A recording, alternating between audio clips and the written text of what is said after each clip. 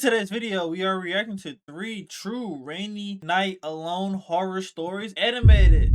Man, oh man, ain't nothing like a good old rainy night, you know what I'm saying? Falling asleep, rain noise. Y'all know how we, man. Y'all know these boys go crazy, you know? But apparently, for these three people, apparently it went horribly wrong. You know? With that being said, man, let's go to get into this video and see what went wrong in these people's their rainy alone night. I'm a delivery driver for local pizza joints. I turned 17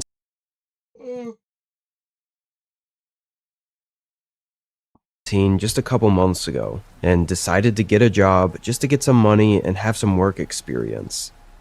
This seemed like one of the easier jobs, and better than standing around behind a counter being bored all day. Every night did sort of feel the same though, often even driving the same routes and delivering to the same houses for all the regular customers. Only nights that felt different were the weekends, because a lot of random people would order, and our store would offer delivery until 2 a.m., so I worked extra late. This was on a Saturday. There was a decent-sized storm overhead, which in a lot of other jobs I'm sure it meant the day would be slower. However, not with this job. People didn't want to go out, so they had more incentive to order for delivery. At least I made good money on tips though. Facts. It stayed very busy all the way until 11 or 12ish. Then it finally died off a bit. I actually had time to walk into the shop and take a break while we had no orders. I never really had anyone to talk to though. All the other guys at the shop were older, like 30s or 40s, except for a few college kids that weren't working that night. So, of course, when the next order came in, they sent me out to deliver it, even though the other delivery guy had been hanging around the shop talking for a whole hour. I just did my job though, taking the order and getting in my car. It was to a street name I didn't recognize, but the GPS said it was 20 minutes away. I figured I'd drop it off, then take the long way back, just to kill time and maybe not have to do any more deliveries for the night. I started heading over. As you'd expect, by this time of night, almost nobody was on the roads. In this context, it seems kind of eerie, but at the time, I always found it calming. The neighborhood this house was in was pretty standard for houses around here. It was mostly wooded, houses far back in the trees with long driveways connecting to the street. Nothing too secluded for our town. But I guess compared to the kind of homes most people live in, these would seem like they were way out there. I turned down the driveway and parked at the end in front of the house. It was a large, older home with not a single light on. But as I was getting the pizza ready and about to get out, I saw a curtain move upstairs, like someone had just been watching me out the window. I see that a lot actually, while doing deliveries, for obvious reasons. But this time, it felt a little more creepy, because I couldn't actually see them, since it was so dark in there. I got out anyway, and started walking up to the porch, and was quickly confused. There was another box left right on the porch. A pizza box, from a different local shop that I'd only heard of a few times on the porch, and was quickly confused. There was another box left right on the porch. A pizza box, from a different local shop that I'd only heard of a few times before. I didn't see any cars leaving the driveway, or even in the neighborhood as I pulled in, so it must have been there for a while, which was kinda weird. Even looked like the box was soggy, like all the moisture in the air from the rain had seeped into it already. I stepped around it and knocked on the door. I needed the payment, so I couldn't just drop off the pizza. I heard something shift in the house as soon as I knocked, and then it went quiet. Didn't hear anything for a whole minute, and then I knocked on the door again. This time, it stayed quiet. I knew someone was in there, so after a minute, I pulled my phone out and called the number on the order. Few seconds later, I heard a phone ringing inside the house. Like, come on, bro. Quit playing, bro. I got places to be, man. Come get this pizza, bro. Bro, I just leave, bro. I ain't gonna lie, bro. When I was doing Uber Eats and shit like that, bro, a couple niggas, bro. Now we didn't have to usually take payment. We'd have to take their IDs, but like, bro, you take too long, bro. I'm finna just go ahead and go, bro. Like, nigga, quit playing, bro. I'm already scared. It's already raining, bro. You know you ordered this pizza, goddamn, 30 minutes ago, bro. Come get this shit before I get mad for real. It sounded like it was just on the other side of the door, like someone was standing right behind it. But still, no one opened up. I was very confused, because I knew I'd seen someone looking from the window upstairs, and now with the phone. Surely someone was in there and had ordered the pizza. I was starting to get a really uncomfortable and eerie feeling. I thought about just leaving the pizza on top of the other one, and leaving, when suddenly a voice called out from just behind the front door. "Door's broken. Bring it around to the side porch." It was a woman's voice, but it had a harsh, gravelly That shit ain't sound like no goddamn woman. You know what I'm saying? Maybe one of the Autobots or some shit like that, or the Decepticons, but not a woman. sound to it. I took a couple steps back, then walked around the house. There wasn't an overhang on the side of the house, so I had to walk through the rain with nothing to keep me or the pizza dry. Around the house, there was a side door that looked really worn and unused. If the other door really was broken, wouldn't this one look like it'd been used?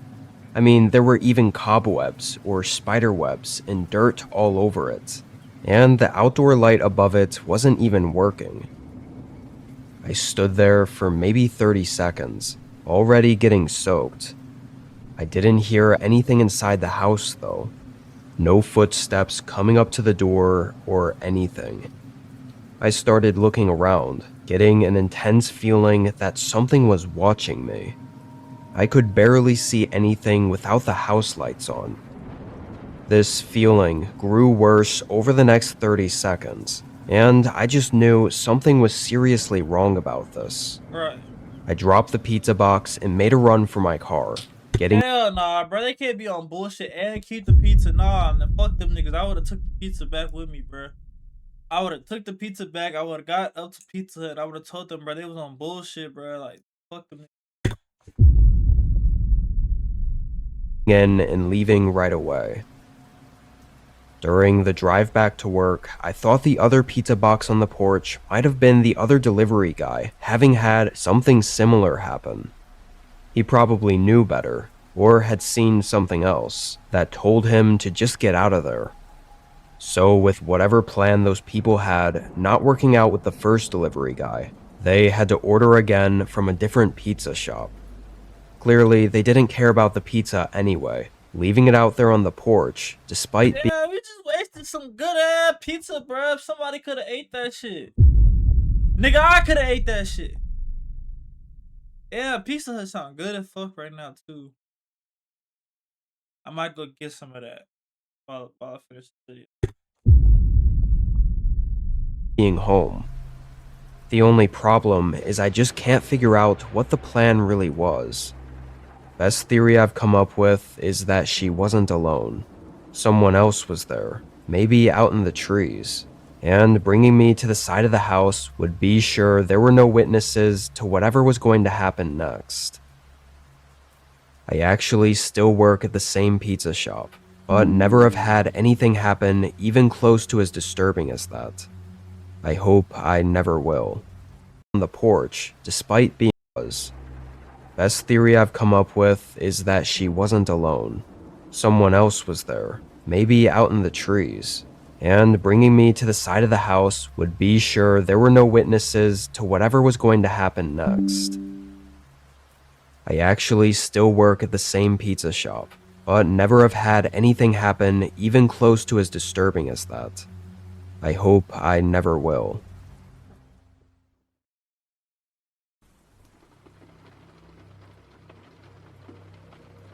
This was during a road trip I was on from a small town in Maine all the way out to the Midwest.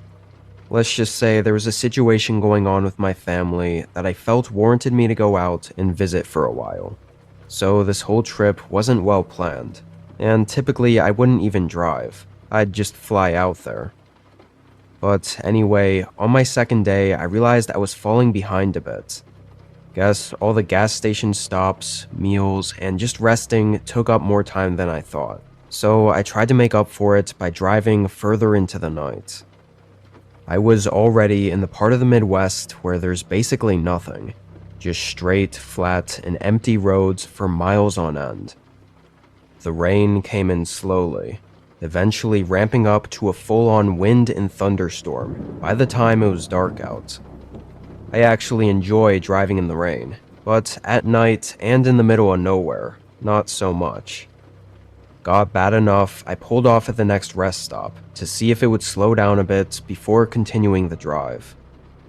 I don't know much about rest stops, or have many to compare it to, but I thought this one was fairly decent. It was quiet, aside from the rain. No cars or trucks. And when I ran in to use the restroom, it was clean and nice. I got back in my car and sat the seat back, waiting for a while.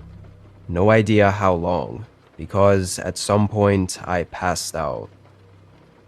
I woke up what I think was an hour-ish later to a bright flash, followed by the car shaking, and a huge lightning strike bursting my eardrums. Damn, nigga, your car shook, nigga? Bro, ain't no way lightning was that hitting that hard. To shake a car? Come on, Timmy. You know what I'm saying? I ain't gonna lie, I've been there though. Pulled off at the rest stop, got some sleep. But the difference was I had to knock on my door wake me up, bro. This shit was terrifying. I sat up and checked the time. 12:05 a.m. Then I looked around. Still, no cars were out there, and the storm had gotten even worse. Or maybe it just seemed that way, because it was so loud. The more I started to wake up and listened, I started thinking it was way too loud, like something was off about it. I looked behind my seat and froze for a moment. One of the back doors was open. The one on the passenger side just left slightly cracked open. Water was dripping onto the seats, and that whole side was soaked, so it had been open for a while. I didn't know how the hell that was possible. No way I drove for hours with it open, and I never opened it while I was at the rest stop. And obviously, no way it opened on its own. I did a double take, looking around the parking lot again, but there wasn't a single person or car or anything out there. My heart rate started spiking as I got out and quickly closed the door, then got You a dumbass, nigga. Why would you get out the car? Nigga, if you don't reach over and turn that shit. Cause now what if they would have got you? They would have caught you slipping out the car and would have got your white ass. Then what? Now we wouldn't have gotten the story. back in. I was sure I'd likely left my car unlocked after getting out to use the restroom when I got there, being distracted by the storm and everything. But who opened my car door? And from the looks of it, nothing was missing. It's like someone just came around, saw I was sleeping, opened the door quietly and got in, then just left, probably not wanting to wake me up by slamming the door closed.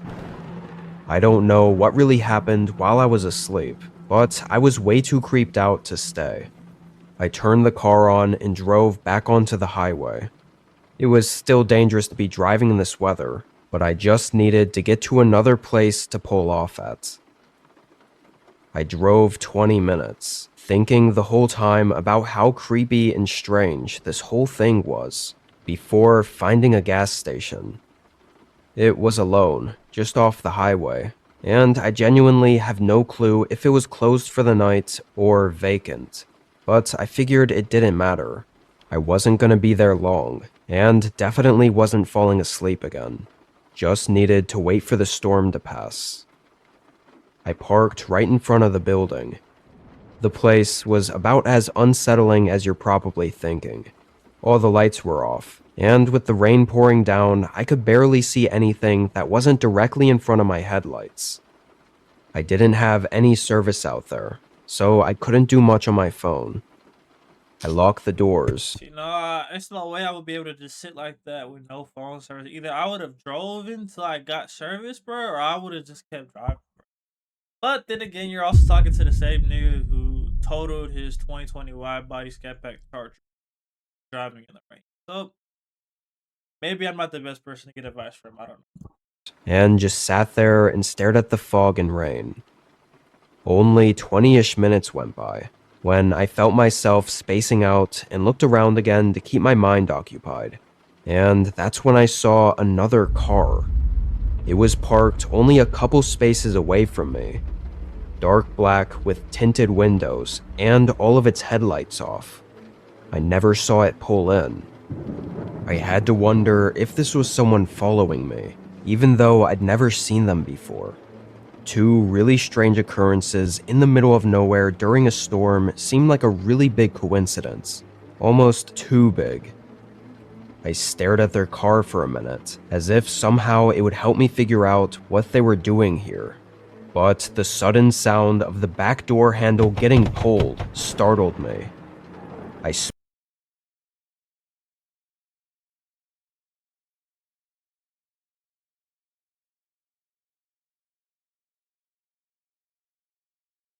spun around and saw a figure standing by the window. He moved away right when he saw me looking at him. I immediately started freaking out, trying to see where he went.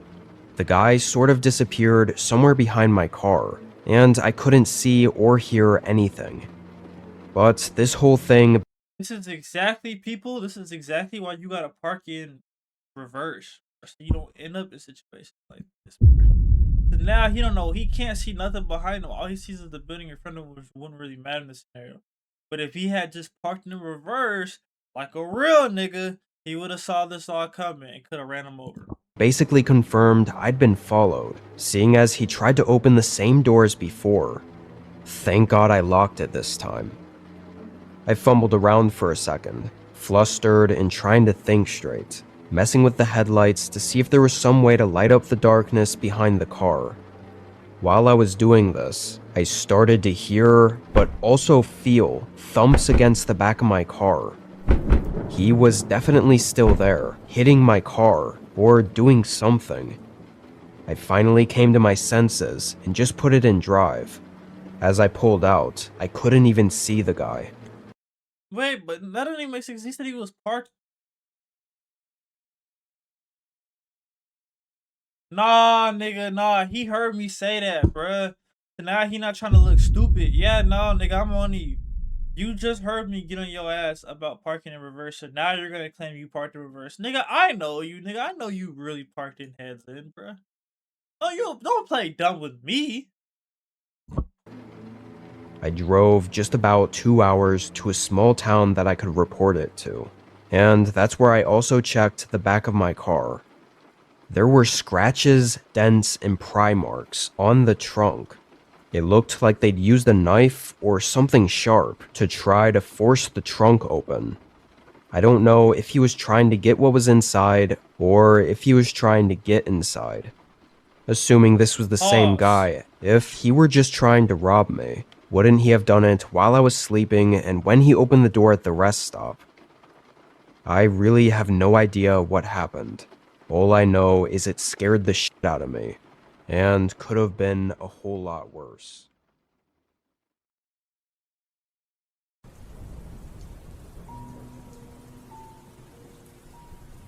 This happened just under 2 years ago. I was a park ranger for a large wilderness area that I'm not going to specify to remain anonymous, but it wasn't a commonly visited forest though. A lot of other areas in the state were way more popular, even though the one I worked under was very large and dense. But with little visitation, the number of working park rangers was really low. My job varied, but often I'd be trekking up to campsites, keeping the forest clean, or occasionally doing search and rescues for hikers needing aid. Because people were allowed overnight camping and backpacking, our park always had several rangers working the graveyard shift just in case anything were to happen. I worked a lot of in-between shifts, usually getting off around midnight to sometimes 3 or 4 in the morning. This day, I had spent most of the afternoon at a campground in a remote area of the park, cleaning it up and ensuring it was safe and well maintained. I had taken an ATV a good portion of the way down the trail before it got more rugged and steep, and hiked the rest of the way to the campgrounds. While I was there, I didn't see any other tents or people set up at the camp. It was just me. I left just after the sun had gone down, hiking in the dark back to my ATV, then riding it carefully back down to the lodge, where I was stationed at. The lodge was no more than a small cabin, with a wood stove and a desk with a heavy-duty radio to contact other rangers or authorities with. An hour after I got there, rain started coming down. We got storms pretty often here, so this was nothing out of the ordinary. I brewed a coffee and sat at the desk, taking notes of the campground conditions I was just at. A couple hours passed, when the radio suddenly clicked on and a ranger's voice came through, asking if I was there. I picked it up and asked what he needed. The ranger asked if I had seen someone at the campground I was at earlier. I said I didn't see anyone, not even a tent or sign of anyone having been there recently. There was a long 30-second pause before he responded. His voice sounded reluctant, saying he might need me to go back out there and take a look around. He seemed not too worried about it, but supposedly the ranger station had gotten a satellite SOS ping from someone, and the location of it was on the trail I was just on. I, of course, was the closest one. The other rangers were at least an hour away, so I was on my own for this one. He mentioned he didn't get any text or anything, though, and usually when we get an SOS alert without any follow-up messages or responses, it's just an accident. Sometimes the buttons on those little devices get clicked while in someone's backpack without them knowing, but it's always best just to check it out in case there is a problem. Right. Unfortunately, this time it happened to happen on a night it was pouring out. I grabbed my radio, raincoat, a headlamp, and a heavy flashlight, then left the lodge and started walking. ATV was no use in weather like this. It would have gotten stuck before even making it to the trail. I confirmed with the other ranger where the general location of the ping came from, and he said it was 2 miles up the trail, but because it was only one ping, they didn't know which direction they were going in. The walk took almost 45 minutes, which, given the conditions, was fairly quick, but I did get worried about if someone was out here walking around, maybe an inexperienced hiker or something, because even with my high-powered headlamp and flashlight, and familiarity with the trail, it was incredibly difficult to navigate the forest through this storm. The trail was hard to keep track of, and definitely without proper clothing, this could be really dangerous. When I was in the area, I shined my light all around, still continuing to walk along the trail. And suddenly, when I moved my flashlight across the forest, someone was standing there. It nearly gave me a heart attack because he was really close, just 10 feet off the trail. The man was completely soaked, with long hair hanging down, not even wearing a rain jacket or anything. He looked delirious, but also concerned. I yelled through the rain, saying I was a ranger and asking if he was okay.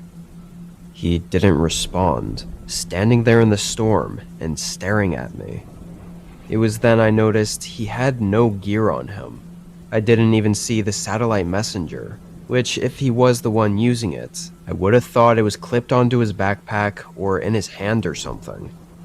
I waved for him to come toward me and get back onto the trail, telling him my lodge was just a few miles down. But suddenly he just bolted deeper into the forest. He was out of sight within 10 seconds, entirely lost to the darkness and the rain. I quickly pulled out my walkie and let the other ranger know that I'd found someone, and of the condition they were in. And this was kind of the point where I had to decide whether to try to follow him out there, which is pretty dangerous, or to wait on the trail. I stood unsure for a couple minutes, talking to the other ranger on the walkie and trying to figure out what to do. There was a chance this guy really was in need of help. Maybe he had been lost for a while and was just delirious and paranoid. But during the couple minutes I was talking to the ranger, at some point he abruptly said, "Hold on." I waited a minute, and when he came back, he said he got another SOS ping from the same device and around the same area. He said it was just a quarter-mile east of the last ping. That was directly where I saw the man running into the forest. It had to be him, but why the hell did he run away just to call for help again, now further off the trail? I walked a little ways in, trying to Nah, bro, because at that point, bro, you playing too damn much, bro. Like, nigga, like, clearly you don't want to be caught for whatever reason, bro. So I'm finna just leave you alone and go on about my day, bro. You doing way too fucking much, bro. It's already raining, bro. Hell no. get my flashlight to reach a little farther. This was honestly the first time in my career being out there that I'd been shaken up, enough so to question whether I could do my job. I had this feeling that if I didn't help, I'd be reprimanded, especially if it turned out the call really was someone needing help. I thought either he was delirious and scared, or maybe the guy was trying to lead me to the person that sent the SOS call. So I kept walking in, not really feeling like I had a choice. I walked for 5 minutes, shining my light everywhere and genuinely scared of what I'd find. I kept seeing the image of the guy standing there in the trees, and every time I thought about it, it made my stomach tighten up. And then, after a while, my flashlight caught something sitting on the ground. A small device, glowing dimly, more so reflecting the light from my flashlight back toward me. I immediately recognized what it was. A Garmin satellite messenger. I knew it because it was the typical ones that hikers go out with, and has a pretty recognizable orange color and shape. Just when I thought, where was the person using it, I heard footsteps sprinting up to my right. I moved my flashlight over and saw that same guy barreling toward me. Not like he needed help, but like he was gonna tackle me to the ground.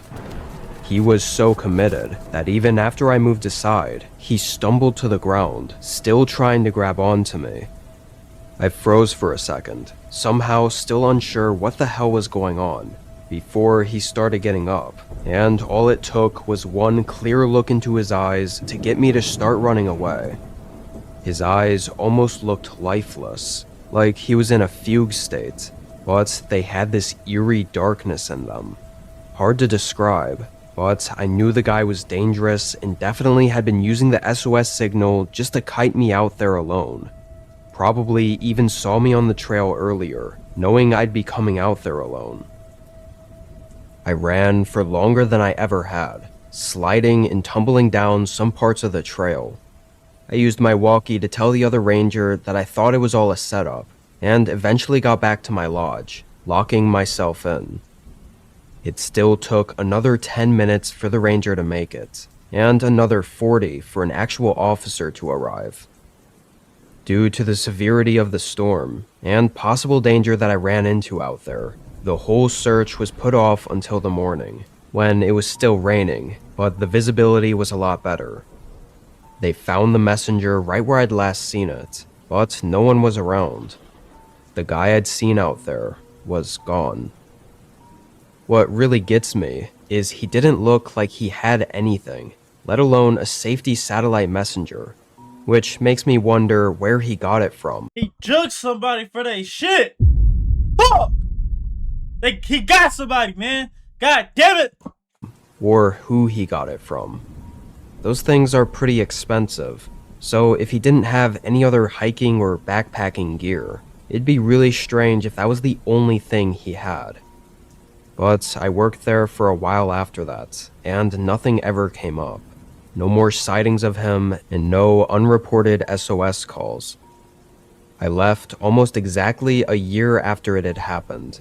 I guess never fully recovering mentally from it, constantly thinking about that night over and over. I just know I was really close to something horrible, and the thought of being out there again if something similar were to happen was terrifying. I don't think there ever will be because the whole thing was swept under the rug, but if there is an update, I'll let you know. Yeah, man. With that being said, man, y'all let me know y'all thoughts on this in the comment section below. You know what I'm saying? Hit that like button, hit that subscribe button. Greatly appreciate it. And until next time, I'll catch y'all boys later, man.